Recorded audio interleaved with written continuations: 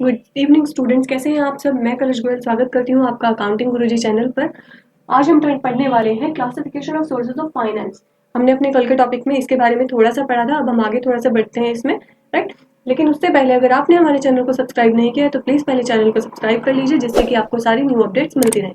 चलिए अब हम आगे बढ़ते हैं। हमने अपने कल के टॉपिक में किया था basis of period. On the basis of period finance को हम कितने पार्ट्स में डिवाइड कर सकते हैं, यानी पीरियड्स के बेसिस पर हमें कितने तरीके से फाइनेंस मिल सकता है। 3 पीरियड्स बताए थे मैंने आपको।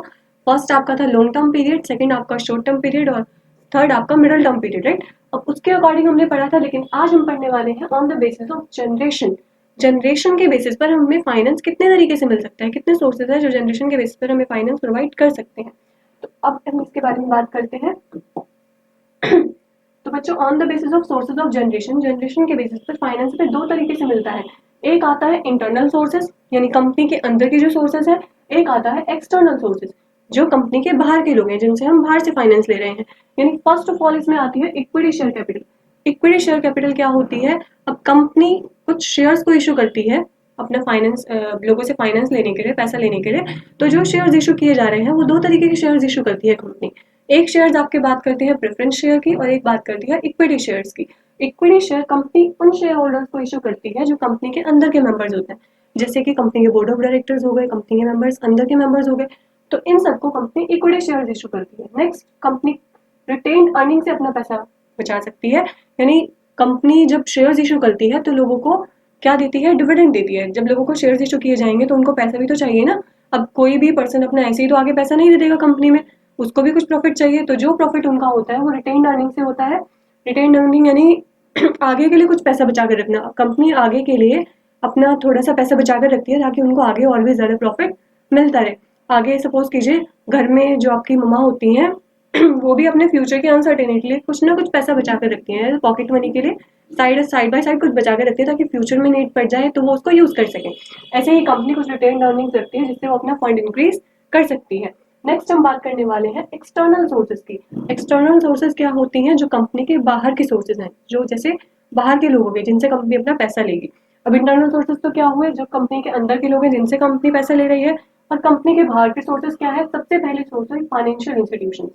फाइनेंशियल इंस्टीट्यूशंस होते हैं बच्चों जो कंपनी को बाहर से लोन प्रोवाइड करते हैं। सब जैसे हमने कल भी बताया था आपको, IDBI, industrial development bank of India, कुछ ऐसे बैंक्स, कुछ फाइनेंशियल इंस्टीट्यूशंस जिनसे कंपनी पैसा ले सकती है, वो बाहर के सोर्सेज है। अब सपोजिटली हम इतना तो बोल ही सकते हैं कि कंपनी के अंदर तो फाइनेंशियल इंस्टीट्यूशंस नहीं हो सकते हैं, इंस्टीट्यूशंस होंगे कंपनी के बाहर। तो जब कंपनी बाहर के लोगों से पैसा ले रही है तो वो फाइनेंशियल इंस्टीट्यूशंस होंगे। Second, loan from banks.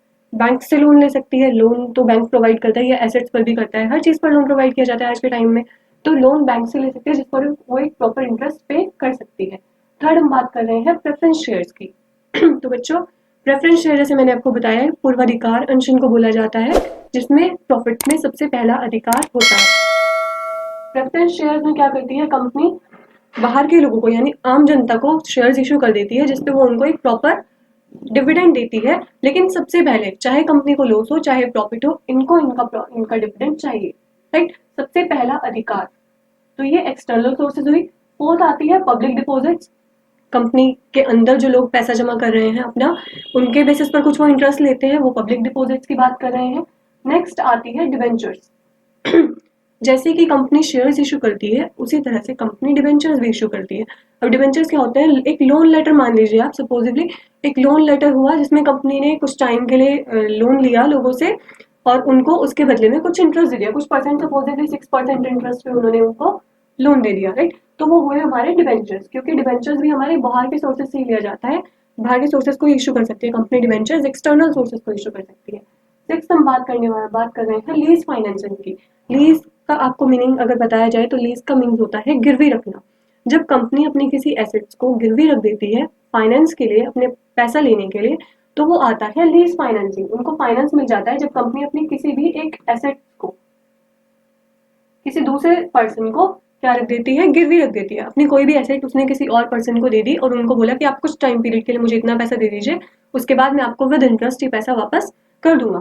तो वो हुआ लीज फाइनेंसिंग। अब लीज तो कंपनी बाहर के लोगों को ही कर पाएगी ना, इंटरनल सोर्सेज पे तो उसने शेयर्स इशू कर दिया, राइट। अब लीज फाइनेंसिंग की हमने बात कर लिया। सेवेंथ हम बात करने वाले हैं ट्रेड क्रेडिट की। ट्रेड क्रेडिट क्या होती है?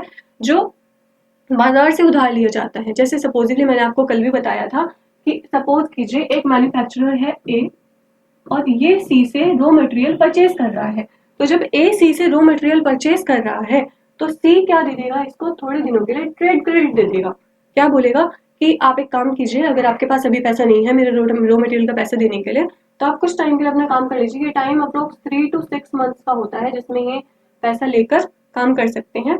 तो सी ये अथॉरिटी इसको दे देते हैं कि आप इतने टाइम के लिए कर लीजिए और 3 से 6 महीने के बाद आप मेरा पैसा वापस कर दीजिएगा। तो बच्चों ये होती है ट्रेड क्रेडिट। तो ये जो होता है सी, जिस सी की हम बात कर रहे हैं, ये बाहर का पर्सन है जो कि कंपनी को पैसा दे रहा है, उधार दे रहा है, रॉ मटेरियल उधार दे रहा है, तो कंपनी को फाइनेंस प्रोवाइड कर रहा है। ये भी इनका फंड इंक्रीज कर रहा है। तो बच्चों ये थी हमारी बाहर की सोर्सेज जिनसे हम फंड्स इंक्रीज कर सकते हैं।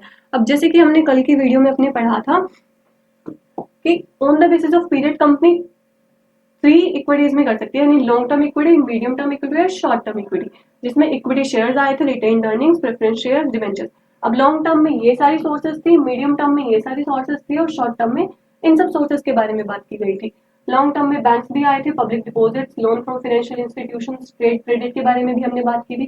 फैक्टरिंग हमारा पॉइंट रहता था, अगर हम इसमें ऐड करना चाहते हैं तो हम इसमें फैक्टरिंग भी ऐड कर सकते हैं कि एक्सटर्नल सोर्सेज में फैक्टरिंग के थ्रू भी फाइनेंशियल वो हेल्प कर सकते हैं। फैक्टरिंग के थ्रू भी हमें हेल्प मिल सकती है। ये भी आउटसाइडर सोर्सेज आती हैं, इसमें हम चाहे तो हम ऐड कर सकते हैं बच्चों।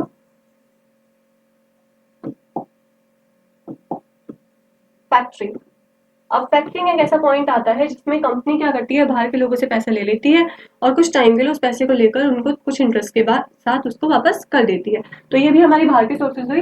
पीरियड के बेसिस पर हमने किया 3 पीरियड्स में। जनरेशन के बेसिस पर हमने 2 तरीके में किया, इंटरनल सोर्सेज और एक्सटर्नल सोर्सेज, जिसमें कि हमने फाइनेंशियल इंस्टीट्यूशंस के बारे में पढ़ा, लोन फ्रॉम बैंक्स के बारे में पढ़ा कि हम बैंक से कैसे लोन ले सकते हैं, किस तरीके से हम उस लोन के अकॉर्डिंग अपना फाइनेंस रेज कर सकते हैं, और प्रेफरेंस शेयर्स के थ्रू कैसे कर सकते हैं, पब्लिक डिपॉजिट कर सकती है, यानी लोग हमारे पास पैसा सबमिट कर सकते हैं कंपनी में और उसके बदले उनको कुछ रिटर्न मिल सकता है। नेक्स्ट बात की है हमने डिवेंचर्स के बारे में, जो कि बिल्कुल शेयर्स के सिमिलर होते हैं।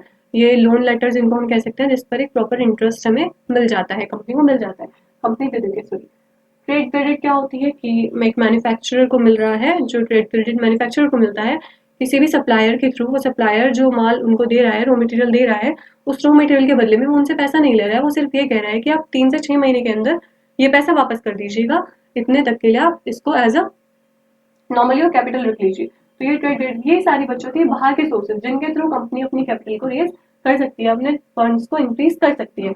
और ये थे इंटरनल सोर्सेज जिसमें हमने शेयर, इक्विटी शेयर्स के बारे में बात की है और रिटेन अर्निंग्स के बारे में बात की है, राइट। अब आगे नेक्स्ट टॉपिक में हम अपनी बात करेंगे on the basis of ownership के। ऑनरशिप के बेसिस पर किस तरीके से अपने फंड्स को कंपनी इंक्रीज कर सकती है, किसकी कितनी ऑनरशिप रहेगी, किस बेसिस पर कंपनी काम करेगी। बच्चों हमने ये दोनों टॉपिक क्लियर किए हैं। अगर इन दोनों टॉपिक्स में आपको किसी भी तरीके की कोई भी क्वेरी है तो आप कमेंट बॉक्स में कमेंट कर सकते हैं। तब तक के लिए शुक्रिया।